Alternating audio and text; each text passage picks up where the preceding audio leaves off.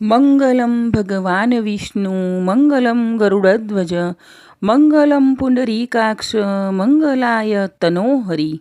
આપ સૌને મારા સાદર પ્રણામ. આપણી આ ચેનલમાં આપ સૌનું હાર્દિક સ્વાગત છે.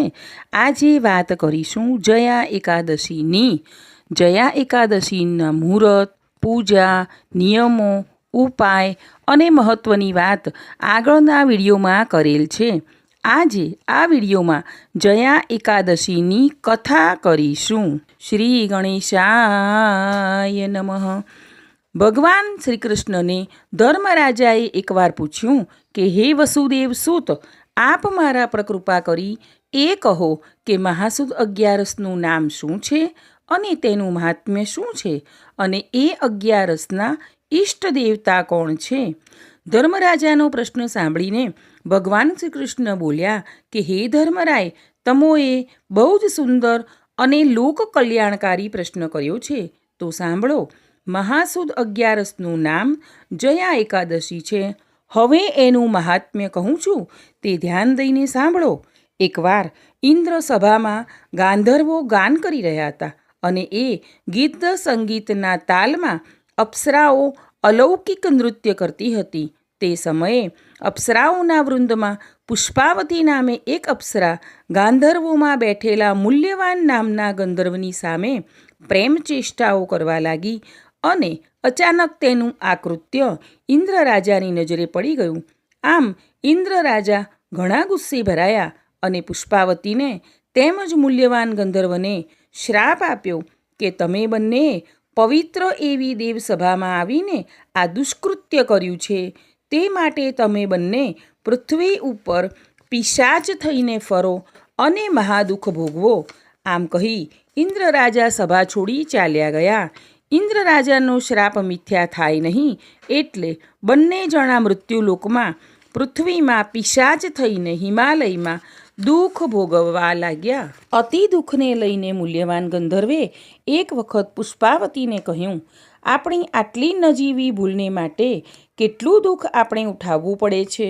શું આનું નિવારણ હોઈ શકે નહીં કે જે કાર્ય કરવાથી આપણો ઉદ્ધાર થાય? મૂલ્યવાન ગંધર્વે પૂછેલા પ્રશ્નનો જવાબ પુષ્પાવતી અપ્સરા પાસે હતો નહીં, તેથી તે ચૂપ રહી. આમ દુઃખ અને ચિંતાથી બંનેના શરીર દિવસે દિવસે દુર્બળ થવા લાગ્યા.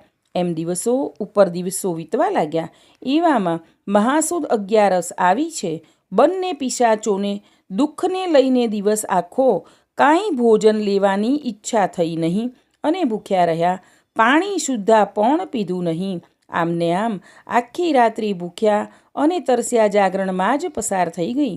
આમ અજાણે જયા એકાદશીના વ્રત ઉપવાસ અને જાગરણ થયા છે અને તેના ફળરૂપે ગંધર્વ મૂલ્યવાન અને પુષ્પા અપ્સરા ફરી પાછા પોતાના મૂળ સ્વરૂપમાં આવી ગયા. અને એટલું જ નહીં, ઇન્દ્ર સભામાંથી તેમના માટે વિમાન લેવા આવ્યું. વિમાનમાં બેસી બંને જણા ઇન્દ્ર સભામાં આવ્યા છે. ગંધર્વ અને અપ્સરાને આવેલા જોઈ અને પોતાને નમસ્કાર કરતા જોઈને ઇન્દ્ર રાજાએ બંનેને પ્રશ્ન કર્યો કે તમે મારા શ્રાપમાંથી મુક્ત કેવી રીતે થયા તે કહો. ત્યારે મૂલ્યવાને કહ્યું, મહારાજ, જયા નામે એકાદશીએ અમોએ અજાણપણે ઉપવાસ કર્યો અને જાગરણ કર્યું. તેના ફળરૂપે અમને શ્રાપમાંથી મુક્તિ મળી છે. ગંધર્વની વાત સાંભળીને ઇન્દ્ર રાજાએ તે બંનેને પ્રણામ કરતાં કહ્યું, ભગવાન સદાશિવ અને દેવાધિદેવ વિષ્ણુ ભગવાનની ભક્તિ કરી તેમના કૃપાપાત્ર બને તે ભક્તો મારે મન પૂજ્ય છે. માટે તમે બંને ખુશીથી સ્વર્ગમાં આનંદપૂર્વક પહેલાંની જેમ જ રહો અને આનંદ કરો.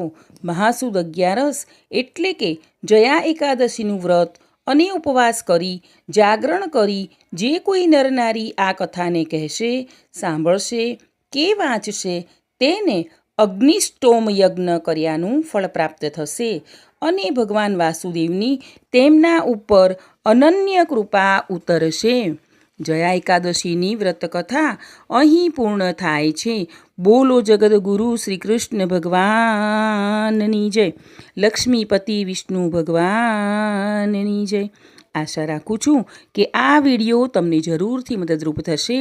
મને સાંભળવા બદલ આપ સૌનો ખૂબ ખૂબ આભાર. આગળના વિડીયો જોવા માટે આપણી આ ચેનલને લાઇક, શેર અને સબસ્ક્રાઈબ કરજો. આપણે સૌ હંમેશા ખુશ અને નિરોગી રહીએ તેવી પ્રભુના ચરણોમાં પ્રાર્થના.